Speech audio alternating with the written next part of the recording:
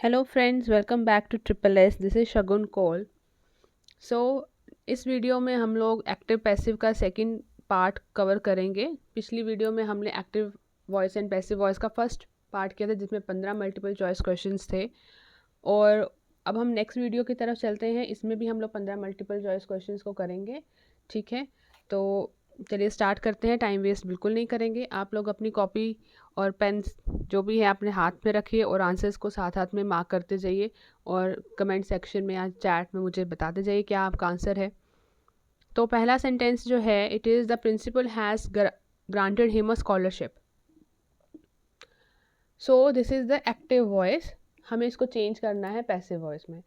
सी students, कैसे भी sentence हो सकता है, एक्टिव वॉइस में भी हो सकता है, उसको पैसिव में चेंज करना है, या पैसिव हो सकता है उसको एक्टिव में चेंज करना है। तो ऐसा भी हो सकता है, या फिर ऐसा हो सकता है एक सिंगल सेंटेंस दिया है, blank fill in the blank की फॉर्म में भी आ सकता है। ठीक है, तो ये आपका जो सेंटेंस है, इसमें हम लोग देखते हैं इसका सही आंसर क्या होना चाहिए। 4 ऑप्शंस आपके पास हैं। आप लोगों को जो ऑप्शन सही लगता है प्लीज़ लिख के बताते रहिए। सो इसमें 4 ऑप्शंस। पहला है he has granted a scholarship by the principal. He has been granted a scholarship by the principal, और a scholarship has granted to him by the principal. A scholarship was granted to him by the principal. So there are 4 options here. So which one is correct? So let's see. यहाँ पर हमें change क्या करना है active voice को passive में। तो principal जो है, द प्रिंसिपल, यहाँ पर ये क्या है, ये सब्जेक्ट है। उसने क्या ग्रांट किया है, हैज़ ग्रांटेड हिम। किसे ग्रांट किया है, हिम को, किसी पर्सन को क्या ग्रांट किया है, स्कॉलरशिप। तो हम लोग इसका यहाँ पर ही जो है, प्रिंसिपल जो है सब्जेक्ट है, ये वर्ब का काम कर रहा है, ये ऑब्जेक्ट का काम कर रहा है, ये आगे इनडायरेक्ट ऑब्जेक्ट है, वो डायरेक्ट ऑब्जेक्ट है। तो हमें सही आंसर इसका ढूंढना है। तो सही आंसर इसका है B part, he has been. देखो ये हैज़ प्लस थर्ड फॉर्म लगाया हुआ है, तो ये प्रेजेंट परफेक्ट है। तो present perfect changes into present perfect. Continuous में नहीं चेंज कर, कॉन्टिन्यूस में भी कर सकते हैं, मगर कुछ सेंटेंसेस ऐसे हैं जो बीन यूज़ करते हैं, BEEN बीन यूज़ करते हैं, आगे कॉन्टिन्यूस उसका नहीं बनता है। ठीक है, तो हम बीन प्लस थर्ड फॉर्म ही लगाते हैं। ठीक है, तो he has been granted a scholarship by the principal. इसका अगर हम देखेंगे, इसका प्रेजेंट परफेक्ट कॉन्टिन्यूस नहीं बन सकता। ठीक है, नेक्स्ट है Rohit was taken to the hospital by the villagers.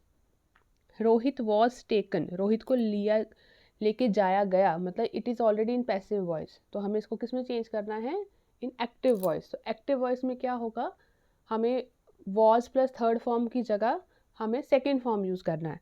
The villagers took Rohit to the hospital, the hospital was reached by villagers with Rohit, the villagers reach the hospital with Rohit, Rohit was help by the villagers to reach the hospital.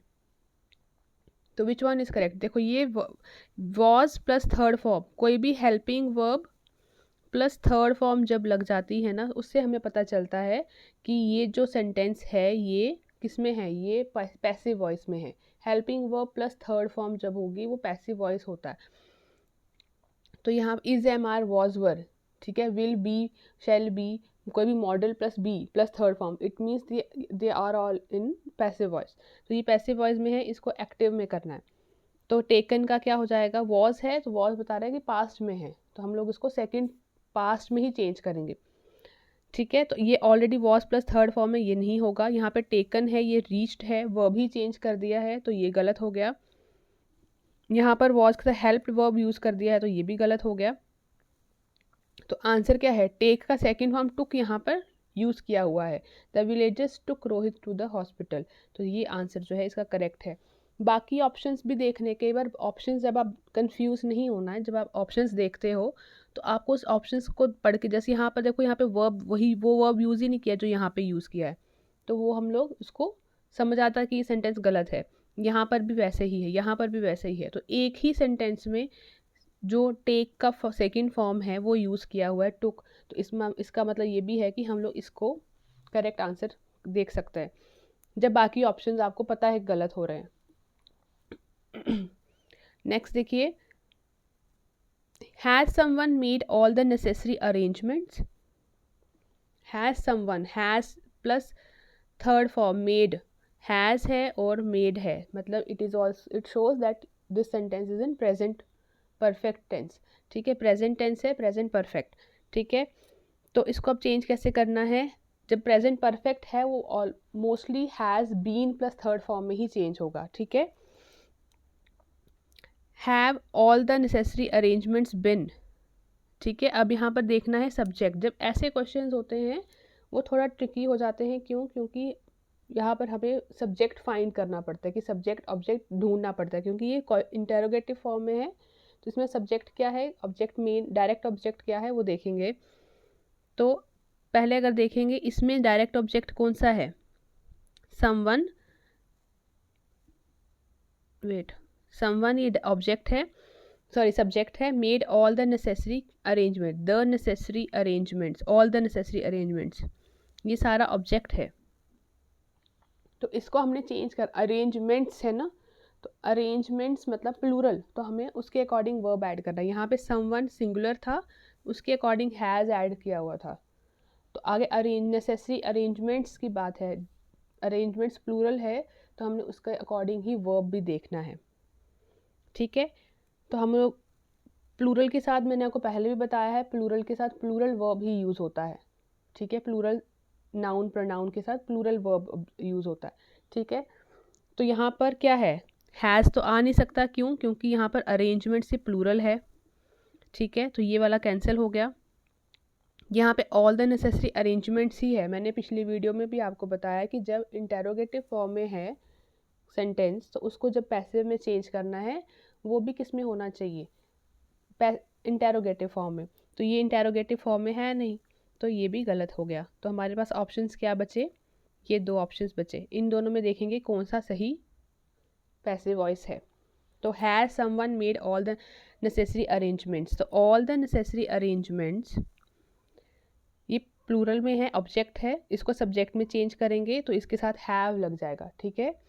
Have all the necessary arrangements, फिर BEEN बिन वो भी लगाना है, क्योंकि इसको change passive में कैसे change करेंगे, जब बी थर्ड फॉर्म लगाएंगे, बिन made by someone, have the necessary arrangements been all, देखो यहाँ पर गलती क्या है, यहाँ पर ऑल इधर लगाया, मगर सब्जेक्ट पूरा ऑल से शुरू होगा, ऑल द नेसेसरी अरेंजमेंट्स, ठीक है।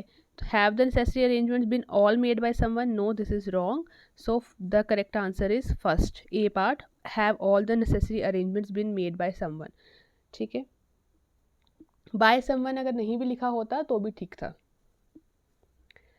चलिए next is, they were interviewing her for the job, she dash for the job, यहाँ पर एक्टिव वॉइस है, they were interviewing her for the job, this is active voice, उसका साथ में passive कर दे, she dash for the job, ठीक है। तो she was being, क्योंकि ये प्लूरल कॉन्टिन्यूस में है ना, वर प्लस इंटरव्यूइंग, इंटरव्यू के साथ ING लगा दिया है, कॉन्टिन्यूस बना दिया, तो हमें आगे वाला भी कॉन्टिन्यूस में ही बनाना है। तो शी के साथ वर नहीं आएगा, वॉज लगेगा, तो पास्ट में ये हैड बीन हैज़ बीन ये आएगा नहीं, इन दोनों में से लगाएंगे। और जब कॉन्टिन्यूस होता है, कॉन्टिन्यूस में मैंने आपको बताया है बीइंग का यूज़ करते हैं प्लस थर्ड फॉर्म,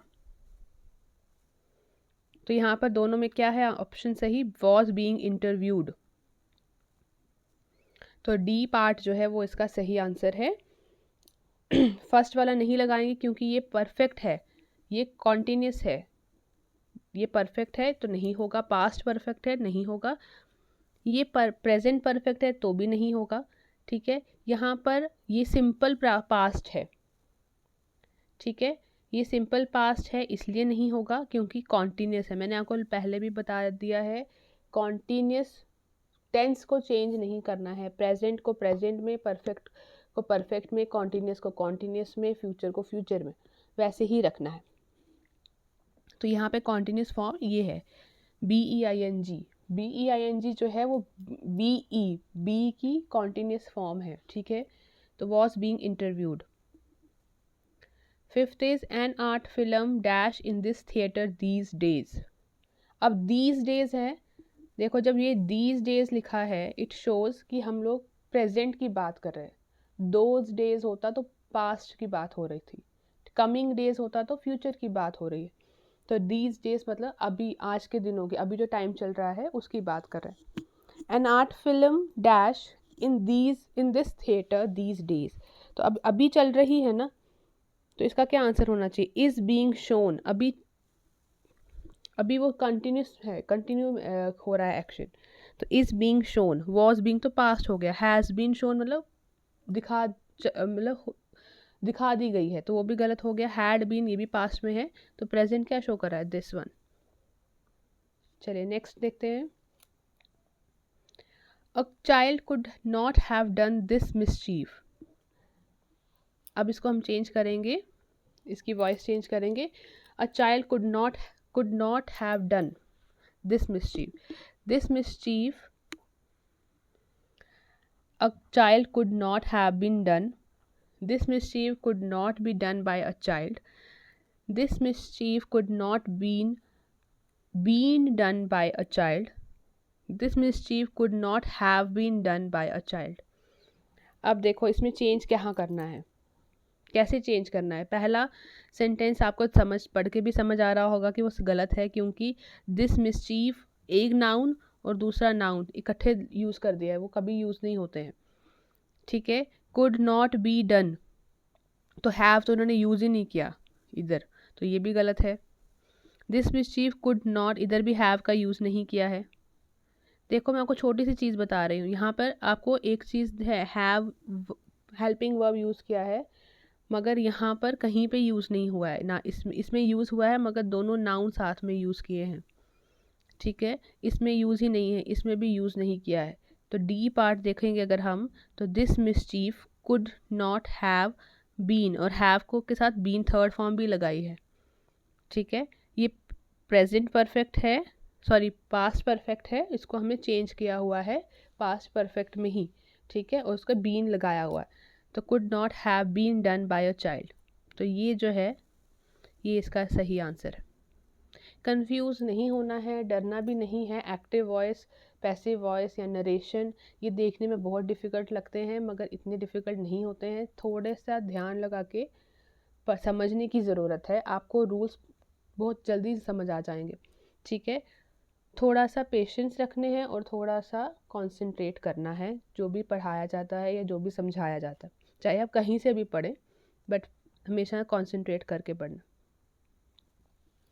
सो सेवेंथ है दे विल हैव कंप्लीटेड।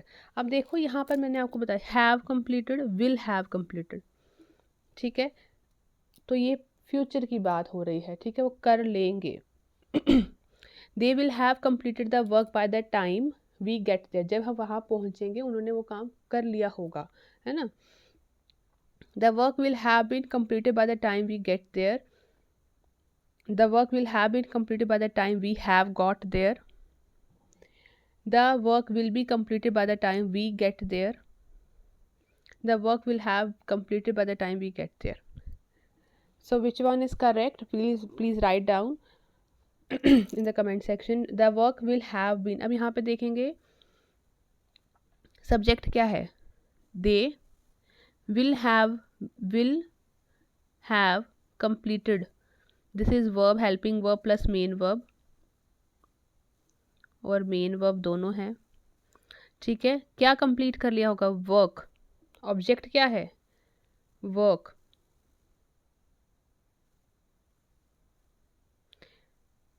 ये वर्ब है सारा, यहाँ पे काम किया, ख़त्म क्या किया होगा? Work, object.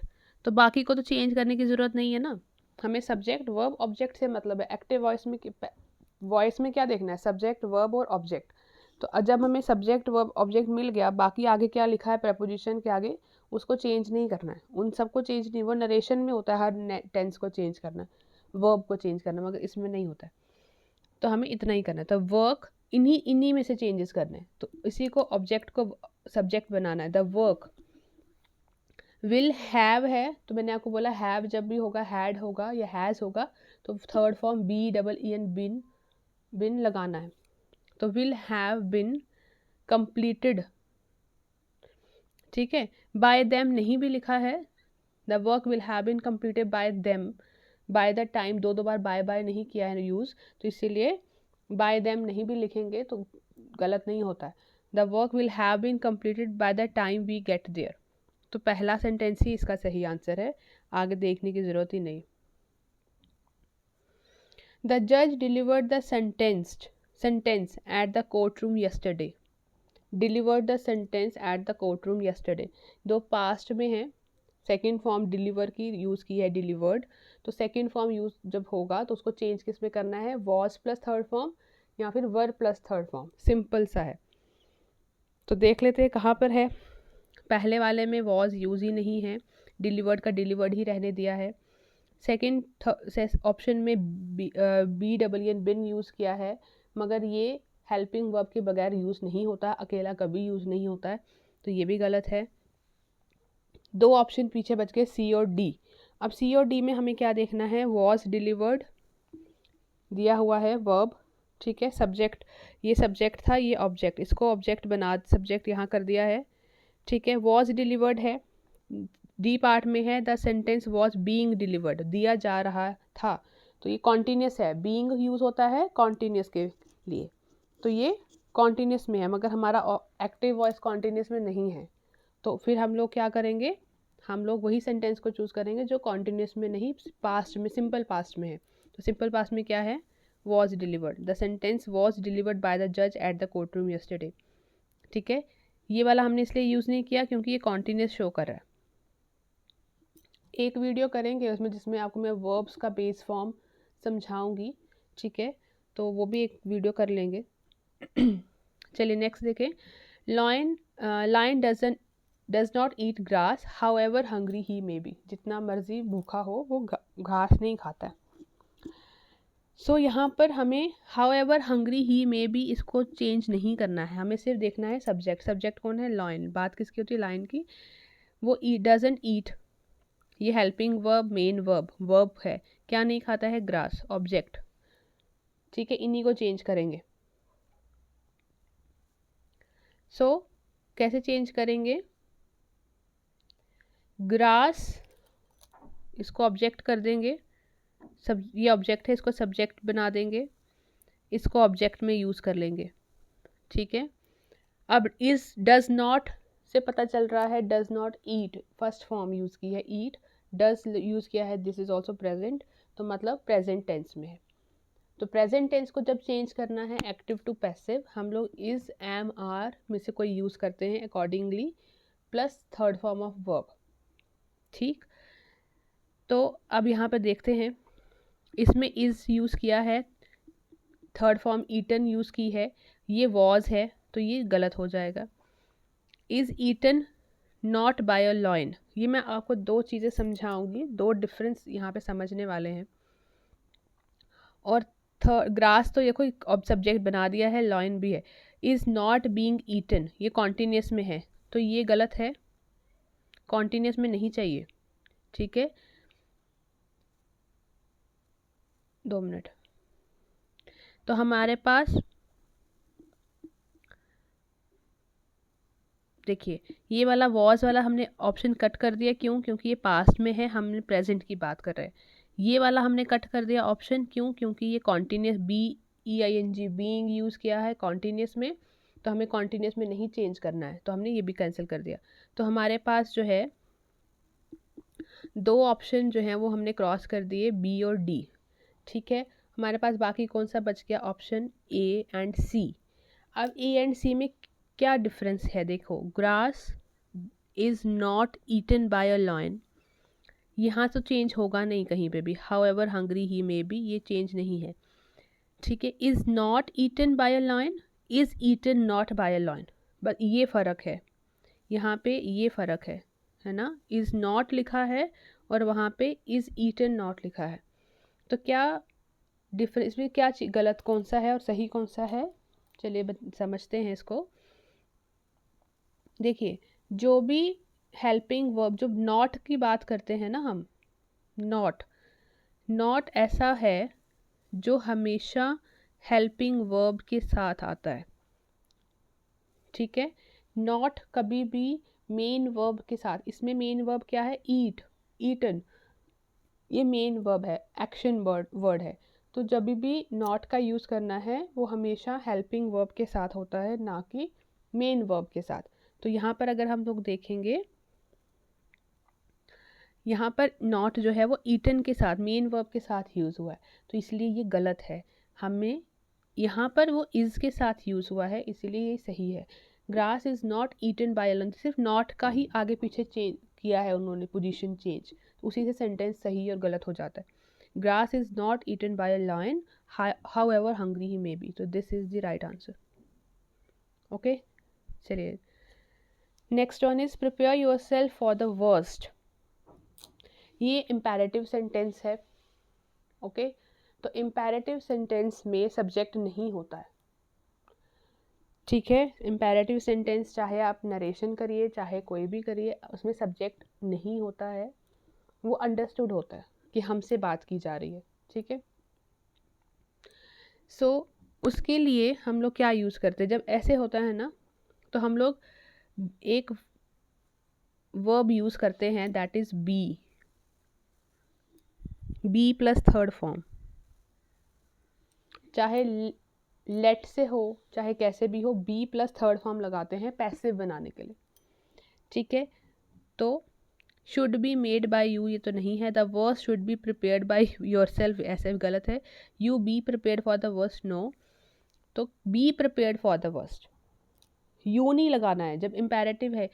यहाँ पे अंडर देखो, इसमें ये तो गलत है सेंटेंस, ये भी गलत है। ऑप्शन बचा एक और ये, ए और D. B prepared for the worst and you be prepared for the worst. You जब इम्पेरेटिव सेंटेंस में ऑलरेडी सब्जेक्ट नहीं दिया हुआ है, तो जब उसका पैसिव करना तभी भी सब्जेक्ट नहीं लगाना है, ठीक है। तो हमें अपने से नहीं लगाना, तो इसलिए हम जब भी नॉर्मल इम्पेरेटिव सेंटेंस को हम चेंज करते हैं, हम लोग उसको बी प्लस थर्ड फॉर्म लगा के स्टार्ट करते हैं। तो be prepare for the worst आएगा, यू नहीं लगाना है, ठीक है। तो ए पार्ट जो है वो इसका सही आंसर है। ओपन द डोर, ठीक है। Let the door be open, ये बहुत सुना भी है, बहुत कॉमन है। Let the door B opened, the door will be open नहीं, क्योंकि यहाँ पर भी क्या है, सब्जेक्ट नहीं है। तो जब ऐसा कुछ नहीं होता, हम लेट से स्टार्ट करते हैं, लेट या फिर बी, ठीक है। Let the door be open, be open देखो थर्ड फॉर्म लगाते हैं।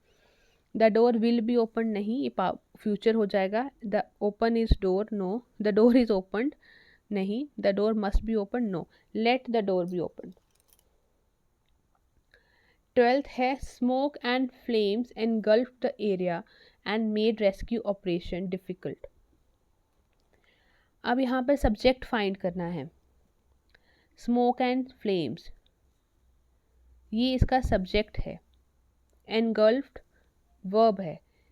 द एरिया क्या है, object. And made rescue operation difficult, ये आगे कॉम्प्लीमेंट है, उसको आगे सॉरी अगला सेकंड क्लॉज है वो लिखा हुआ। तो हमें इनको ही चेंज करना है। तो इसमें सब्जेक्ट को ऑब्जेक्ट चेंज करेंगे। ऑब्जेक्ट द एरिया है तो ये चेंज हो जाएगा सब्जेक्ट में, ठीक है। तो सब्जेक्ट द एरिया सिंगुलर होगा, तो अकॉर्डिंगली हम लोग यूज़ करेंगे वर्ब, ठीक है। तो द एरिया, अब ऑब्वियसली स्मोक से तो स्टार्ट होगा नहीं क्योंकि गलत है, ये तो सब्जेक्ट है ना, हमें सब्जेक्ट को चेंज करना है, ठीक है। तो द एरिया ये है। अब एनगल्फ्ड सेकंड फॉर्म है, तो हम इसको चेंज करना है वॉज प्लस थर्ड फॉर्म में, ठीक है। तो वॉज प्लस थर्ड फॉर्म ये है, वॉज एनगल्फ्ड, दो ऑप्शन, हैड बीन तो लगेगा नहीं, तो ये हमने यहीं पे कैंसिल कर दिया, ठीक है।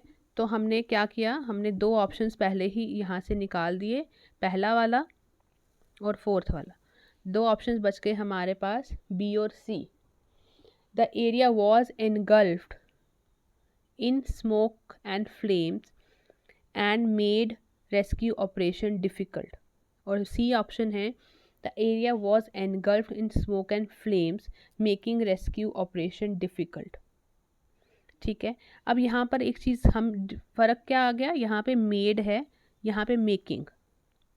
मेकिंग तो नहीं आता ना, मेकिंग कॉन्टीन्यूस में होता है, यहाँ पर ये पास्ट इंडेफिनिट में है, सिंपल पास्ट में, तो हमें मेड का मेकिंग अपने से नहीं कर सकते हम, तो इसीलिए बी पार्ट जो है वो सही आंसर है। The area was इनगल्फ्ड in smoke and flames and made rescue operation difficult.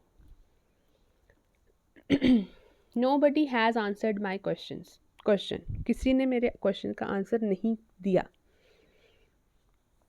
तो अब यहाँ पर nobody subject, has answered verb, my question, क्या है my question? ऑब्जेक्ट। तो अब इसको हमें, अब ये नेगेटिव सेंटेंस है, nobody यूज़ किया है, nobody, no one, no not, no, जब ऐसे यूज़ किया होता है वो नेगेटिव स्टेटमेंट्स होती हैं, ठीक है। तो इसको जब चेंज करना है तो आप नॉट लगा के भी कर सकते हैं। तो पहला ऑप्शन तो कैंसिल हो जाएगा क्योंकि सेम वही लिखा हुआ है। बी है my question has been answered by somebody, उसने लिखा हुआ नोबडी, है ना। तो नोबडी का समबडी, समबडी होता है किसी एक ने, किसी ने, नोबडी होता है कोई नहीं, तो वो आंसर सही नहीं होगा ये भी। सी पार्ट है my question has not been answered by anyone, anybody, ठीक है। और डी पार्ट है my question was not answered. अब यहाँ पे वॉज तो आ नहीं सकता ना, हैज़ है तो वॉज नहीं आ सकता, तो एक यही बचा, यहाँ पर हैज़ नॉट बिन लगाया हुआ है। My question has not been answered bye anybody, किसी ने भी उसका आंसर नहीं दिया, तो 13 का भी यही बन रहा है, नोबडी हैज़ आंसर्ड, तो सी पार्ट इसका सही आंसर है। Do not insult him, him है ना object, do not help, do helping verb और इंसल्ट मेन वर्ब। अब इसको लेट से ही स्टार्ट करेंगे, मगर लेट हिम का क्या बनेगा, subject he, let he not be insulted, let he not be insulted, yes B part, let he not be insulted. Do not insult him same नहीं है, let him not be insulted, no, let not he be, मैंने आपको क्या बताया, not किसके साथ लगता है, वर्ब के साथ, यहाँ पे लेट है तो इसलिए नॉट लगाया। एक्सेप्शनल केस है कि यहाँ पर हमने सब्जेक्ट के साथ डायरेक्ट नॉट लगाया, हेल्पिंग वर्ब यूज नहीं। Let he not be insulted, B part जो है वो इसका सही आंसर है, ठीक है। नेक्स्ट है let us help him, let he be helped, D part, let's help him, let him help us, let him help us मतलब उसको हमें हमारी मदद करने दो, let he is help, let he be helped, उसकी मदद की जाए, ठीक है। तो ये आज का 15th का आंसर है। ये 15 क्वेश्चंस हम लोगों ने डिस्कस किए, आई होप आप लोगों को समझ आए होंगे। कोई भी डाउट क्वेरी होगी प्लीज़ कमेंट सेक्शन में लिख के बताइए। नेक्स्ट वीडियो जो है वो आपका हम लोग करेंगे कॉम्प्रीहेंशन पे, जो ब्लैंक्स आते हैं, ठीक है, उस पर करेंगे, जिसमें आपको प्रोनाउंस और क्लॉज की और सबकी ब्लैंक्स आती हैं, उसको डिस्कस करेंगे, ठीक है। उसका एक पूरा वर्कशीट हम लोग करेंगे। तब तक के लिए कोई भी डाउट क्वेरी होगी please write down on the comment, in the comment section, और तब तक के लिए आप इसको प्रैक्टिस करिए। Thank you so much and God bless you all, bye bye.